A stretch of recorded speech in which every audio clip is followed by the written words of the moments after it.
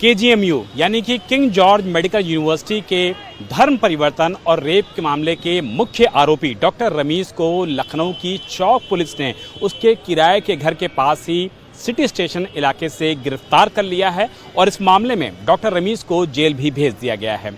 Police को जांच में ये पता चला है कि अपनी फरारी के दौरान डॉक्टर रमीज अपने संपर्कियों के जरिए उत्तराखंड भी गया था, दिल्ली भी गया था, उत्तर प्रदेश के कुछ इलाकों में छुपा हुआ था और अपने पिता की मदद भी ले रहा था। और पुलिस को ये भी पता चला है कि कल जब उसकी गिरफ्तारी यानी कि शुक्रवार को जब ये गिरफ्तारी गोलागंज इलाके से हुई है तो पता ये चलता है कि वो अपने घर पे गया हुआ था और घर पे वो कुछ सामान लेने के बाद वकीलों के भी संपर्क में था और वो कोर्ट में सरेंडर करने की फिराक में भी था। लेकिन इससे पहले कि डॉक्टर रमीज कोर्ट में पहुंचता, सरेंडर करता, पुलिस ने उसको गिरफ्तार कर लिया है। इस पूरे मामले में अगर केजीएमयू की बात कर लिया जाए तो केजीएमयू प्रशासन ने उसके एडमिशन को कैंसिल करने के लिए भी जो पूरी तरीके से आरोप है वो आगे बढ़ाते हुए उसकी जो रेस्ट्रिक्शन की कार्रवाई है, निकालने की कार्रवाई है, उसको भी प्रोसीड कर दिया है। लव जिहाद और धर्मांतरण का ये मामला 23 दिसंबर 2025 को सामने आया था, जब केजीएमयू में एमडी पैथोलॉजी की छात्रा ने चौक थाने में शिकायत दी।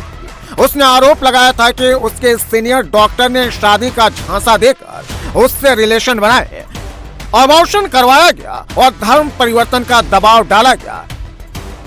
गिरफ्तारी के बाद आरोपी डॉक्टर रमीज पुलिस के सामने माफी मांगता नजर आया। लखनऊ केजीएमयू के रेजिडेंट डॉक्टर रमीजुद्दीन से जुड़े मामले में पुलिस जांच जैसे जैसे आगे बढ़ रही है, वैसे वैसे उसके पिता सलीमुद्दीन की भूमिका को लेकर चौंकाने वाले खुलासे हो रहे हैं।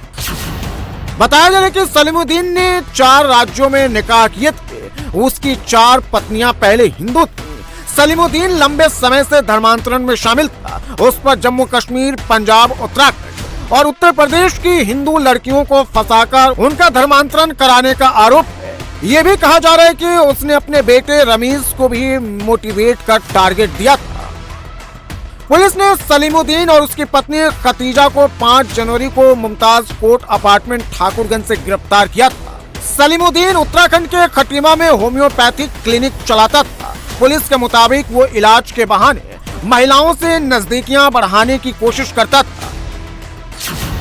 अभी तक की जांच में यह भी पता चला है कि सलीमुद्दीन, उसका बेटा रमीज और काजी जाहिद हसन राणा मिलकर बंद कमरों में दीनी तालीम के नाम पर बैठकें करते थे। इन बैठकों में कट्टर विचारधारा का प्रचार किया जाता था और एक संगठित गिरोह खड़ा करने की कोशिश चल रही थी।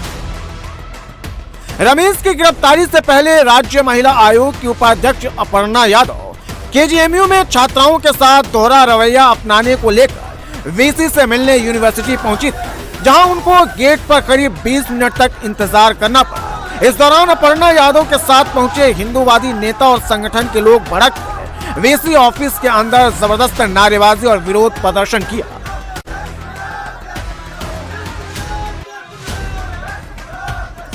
इस मामले में केजीएमयू के चीफ प्रॉक्टर ने महिला आयोग की उपाध्यक्ष अपर्णा यादव के साथ आई उग्र भीड़ के खिलाफ तहरीर दी है।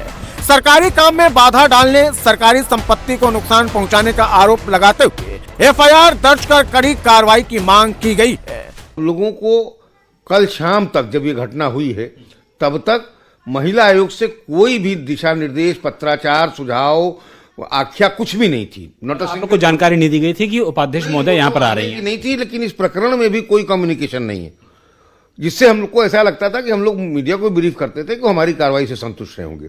कल उनके आने की कोई सूचना नहीं थी। पहले हम लोगों को लगा ये सूचना गलत है, वो यहाँ प्रेस कॉन्फ्रेंस क्यों करेंगी, एक ऑटोनॉमस बॉडी है और वो खुद ही एक वरिष्ठ है, उनके पास तमाम ऑफिसेज हैं, पार्टी का ऑफिस है, अपना उनका ऑफिस है, उनका घर बड़ा होगा। लेकिन खैर तब तक तमाम लोग आने लगे। हम लोगों को ये भी नहीं समझ में आया कि प्राइवेट लोग इतने क्यों आ रहे हैं। फिर कोई आया कि मैडम वीसी से मिलेंगी और तुरंत मिलवा दीजिए।